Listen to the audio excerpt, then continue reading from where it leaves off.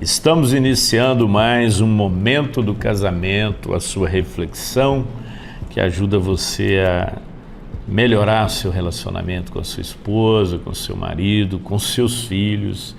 E eu espero que você tire um tempo assim precioso para meditar nessa palavra. E hoje eu quero ler Efésios capítulo 4, verso 26. Quando estiverem irados, não pequem, alimentando o seu próprio rancor. Eu quero falar hoje sobre quando a dor se transforma em rancor. Existem pelo menos 3 situações que contribuem para isso. Primeiro, quando ela não é tratada, quando essa dor não é tratada. Não tem possibilidade de você ter uma vida conjugal sem conflito.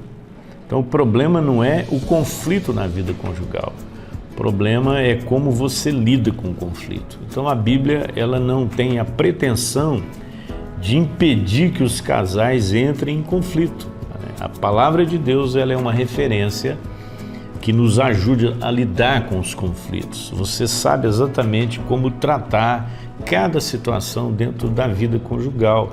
Então o grande problema das pessoas não são as tensões. Todo mundo enfrenta tensão no trânsito, no trabalho, e em casa não é diferente. A minha casa não é um lugar, um paraíso onde você não tem problemas, não tem conflitos, não tem tensões. Tem, mas nós sabemos exatamente o que fazer com elas e como lidar com elas. E muitas vezes você encontra casais que lidam com essa dor não tratada por várias razões. Talvez não admitem que o problema existe, que a dor existe.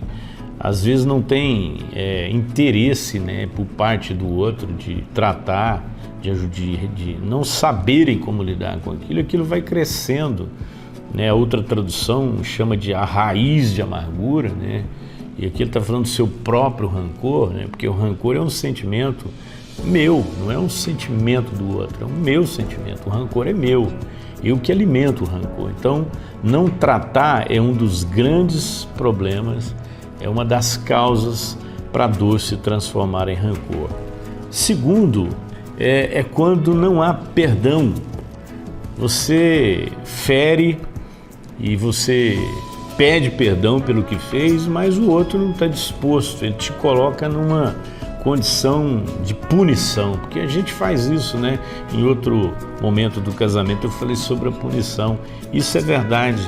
Muitas vezes nós negamos o problema, nós queremos que o outro mantenha aquela dívida, aquela situação, aquele peso sobre ele mesmo. Então, a palavra de Deus nos ensina a perdoar. Aliás, a oração do Pai Nosso, ela amarra a coisa assim de tal forma que Jesus diz que nós devemos pedir perdão a Deus assim: perdoa as nossas dívidas assim como nós perdoamos os nossos devedores. Você pode fazer isso, você pode fazer essa parte da oração, essa expressão assim como nós perdoamos, significa da mesma forma. Então muitas vezes você está pedindo perdão para Deus, mas você não está perdoando. Você tem mágoa, ressentimento com o seu cônjuge que você precisa tratar. Então essa é uma segunda razão por que a dor vira rancor. E a terceira é quando não há interesse em resolver. O casal vai se tornando apático, talvez pela sucessão de erros do outro. Aí você desanima, quer saber, ele está sempre repetindo a mesma coisa, Isso me faz lembrar Pedro, quando ele chegou para Jesus e perguntou: Senhor, até quantas vezes eu devo perdoar meu irmão? Até 7? Não sei, talvez ele já tivesse tido problema ou alguém tido problema com ele e ele já tivesse perdoado umas 5, umas 6, ou quem sabe até já teria perdoado 7 e ele esperava Jesus ouvir: até 7 vezes sim, Pedro, então tá bom, eu não preciso mais perdoar meu irmão. E aí Jesus vem e joga uma matemática louca, Eu acho que dá 490 aqui. Então não, Pedro, até 7 vezes 7. Então ele não queria que Pedro fizesse a conta, ele queria que Pedro entendesse que não tem conta para fazer.